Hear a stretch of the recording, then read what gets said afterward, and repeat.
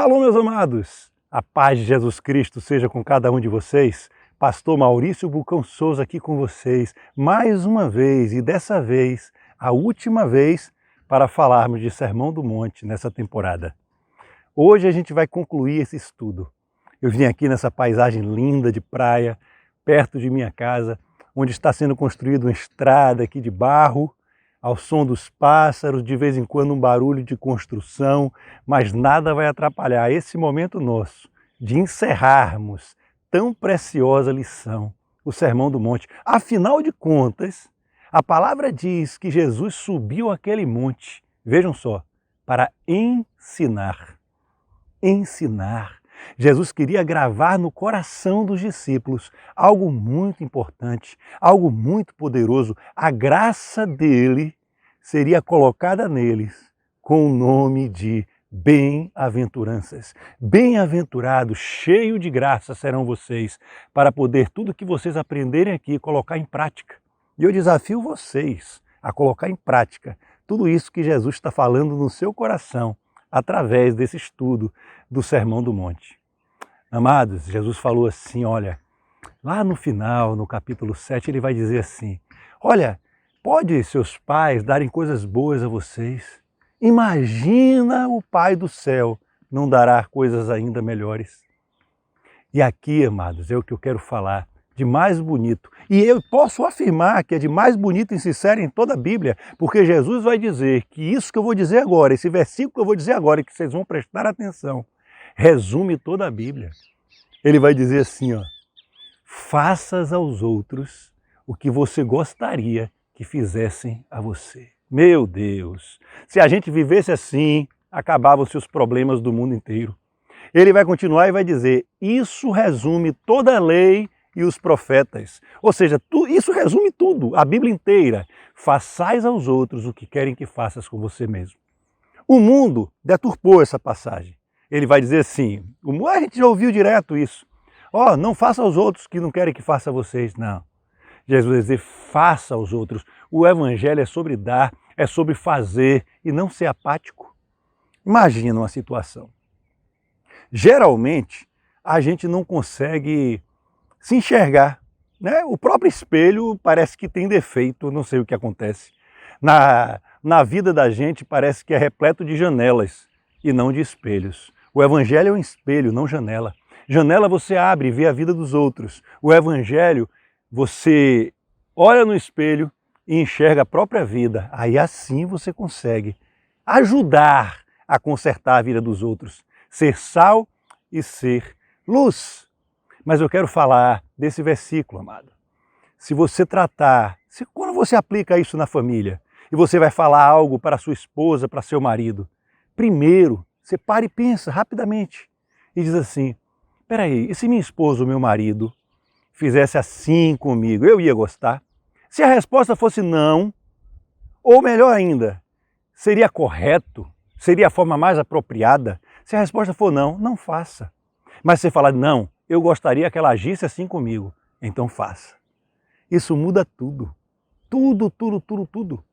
Mas isso não se resume só aos que estão próximos, não. E um mendigo na rua? E uma pessoa que chegou, de repente não teve oportunidade e parou para limpar seu carro rapidamente? Quando você for dar uma palavra rude, pense assim, se você estivesse nessa situação, o que você gostaria de ouvir? O que você gostaria que fizessem por ti? E se você estiver desempregado, como você gostaria de ser tratado? É assim que Jesus nos ensina a ser. É duro? É difícil? É. Mas se a gente fizer isso, nós seremos sal e seremos luz. Nós colocaremos em prática todas as bem-aventuranças que Jesus Cristo gravou no seu e no meu coração. Amados, isso é tão forte, isso é tão lindo, mas eu quero dizer algo ainda mais forte. Você sabe por que nós, crentes, e eu não estou falando de uma religião, não. Crentes que cremos em Deus, cristãos, filhos de Deus. Você sabe por que nós, conhecidos como a igreja evangélica, não importa a denominação, a igreja católica, não importa. Sabe por que somos considerados chatos para o mundo, muitas vezes?